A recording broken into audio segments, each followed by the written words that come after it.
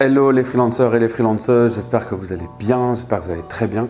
On se retrouve aujourd'hui dans cette nouvelle vidéo pour parler d'un élément important et d'une question que beaucoup se posent à un moment donné dans leur carrière.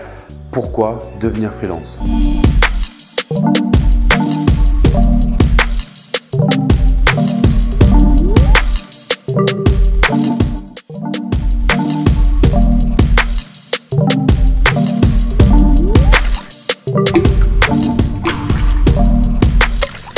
Si tu n'es pas encore freelance, je t'invite à regarder autour de cette vidéo. Il y a un lien pour que tu puisses télécharger ton e-book offert qui va te donner pas mal d'éléments de réponses sur comment devenir freelance, comment te lancer et puis différentes questions auxquelles tu peux avoir des réponses. Si tu es déjà freelance, tu vas trouver dans les liens également l'inscription pour le prochain webinaire où je vais te donner une vision un peu globale du freelancing et de comment est-ce qu'on peut optimiser sa rémunération et gagner plus de liberté, gagner plus d'argent en étant freelance, ou en tout cas comment optimiser tout ça. Donc regarde les liens ici juste autour de la vidéo pour trouver ton inscription pour le webinaire.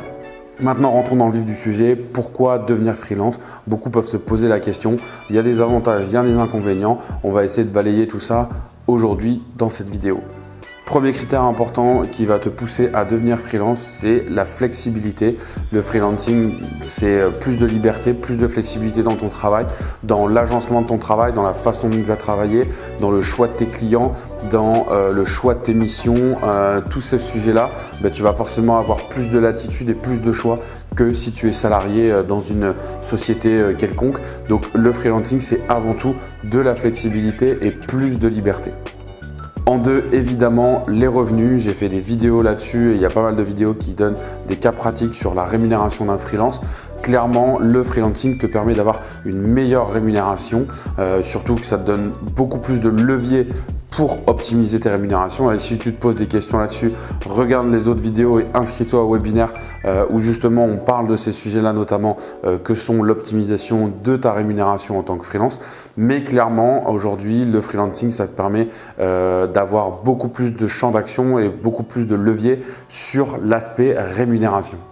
Tu as également un facteur important, un facteur que j'appellerais entrepreneurial. Tu as en effet la possibilité de devenir ton propre patron. On en parlait tout à l'heure sur des sujets de flexibilité. Tu vas avoir demain les rênes de ton entreprise.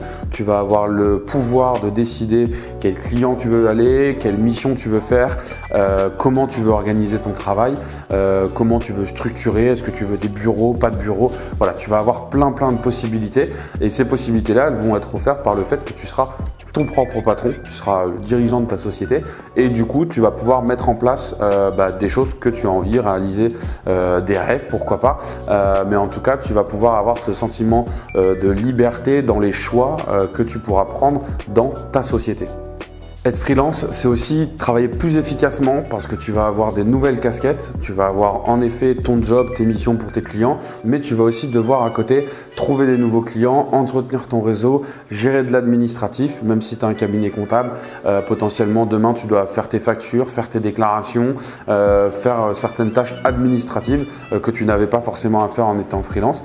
Donc il y a en effet des nouveaux rôles, des nouvelles casquettes qui vont s'ajouter à celles de ton simple métier entre guillemets, si je puis dire, et donc ça va aussi être des éléments à prendre en considération parce que ça va venir s'ajouter au métier qui est déjà le tien initialement. En lien avec le point précédent, tu vas également acquérir de nouvelles compétences. Par le fait d'aller chez des nouveaux clients, dans des missions plus challengeantes, tu vas devoir découvrir des nouvelles choses, être en veille, acquérir de nouvelles compétences. Mais il y a également un facteur, on en parlait sur les nouvelles casquettes, les nouveaux métiers qui vont être les tiens. Tu vas devoir aussi développer des nouvelles compétences là-dessus. Peut-être qu'aujourd'hui, tu ne sais pas comment fonctionne la TVA, peut-être qu'aujourd'hui tu ne sais pas comment on fait une facture et quelles sont les choses à respecter dans une facture. Alors oui, tu auras certainement un comptable pour t'aider là-dedans, mais il y a aussi des choses que tu vas devoir faire par toi-même et pour lesquelles tu vas devoir découvrir de nouvelles choses. Entretenir ton réseau, faire du networking, aller chercher des nouveaux clients. Toutes ces choses-là sont des choses que tu faisais peut-être pas avant parce que tu étais dans une agence, parce que tu étais dans une société de service et tout ça a été fait par d'autres. Aujourd'hui, en tant que freelance, ça va être dans ton scope métier de devoir faire aussi ces choses-là et donc tu vas devoir pour cela acquérir de nouvelles compétences. Évidemment, aujourd'hui, il y a moult possibilités d'acquérir ces compétences, mais c'est aussi une nouveauté pour toi d'acquérir ces nouvelles compétences et c'est ce qui rend aussi le métier de freelance très enrichissant et très intéressant. En face de ça, il faut savoir qu'il y a aussi quelques inconvénients par rapport au salariat, même si certains sont en train petit à petit de disparaître, en tout cas d'être compensés par des solutions alternatives. Je pense par exemple à tout ce qui est comité d'entreprise, mutuelle ou avantages en nature que peuvent offrir certaines sociétés. Aujourd'hui, en tant que freelance, il y a des mutuelles qui sont à des tarifs très attractifs pour les freelances. Il y a des comités d'entreprise spécifiques qui permettent aux freelances d'avoir aussi, moyennant un coût faible, des avantages pour du loisir, de la culture, du sport et autres. Et il y a aussi la possibilité par exemple d'avoir accès à des choses comme crédit logement ou ce genre de choses-là pour avoir des cautionnements de location ou d'achat, etc. En immobilier. Tu as la possibilité d'avoir accès à différents services qui étaient auparavant essentiellement réservés aux salariés, mais qui aujourd'hui sont accessibles à tous, freelance et indépendants compris. Voilà, je pense qu'on a répondu à la question avec différents points, différentes facettes de pourquoi devenir freelance. On a parlé de liberté, de flexibilité, de compétences, on a parlé de revenus également, on a parlé de nouvelles casquettes, de nouveaux métiers que tu vas devoir acquérir, en tout cas les compétences qui vont avec. Donc c'est ces facettes-là qui font qu'on a envie de devenir freelance. Si ces choses-là t'intéressent et que c'est un challenge que tu veux relever, eh ben, je te conseille fortement de te lancer. N'hésite pas, si ce n'est pas déjà fait, à regarder le e-book dans la description qui va te donner pas mal d'infos justement si tu souhaites te lancer. Si tu es déjà freelance et que tu cherches un peu comment optimiser et structurer ton activité, inscris-toi au webinaire. Énormément d'informations sont partagées dedans sur notamment comment optimiser ta rémunération, comment structurer ton activité pour optimiser tout ça.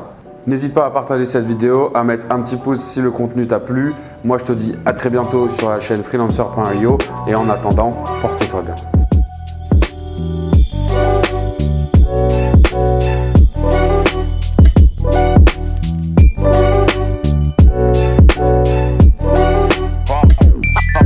Pop.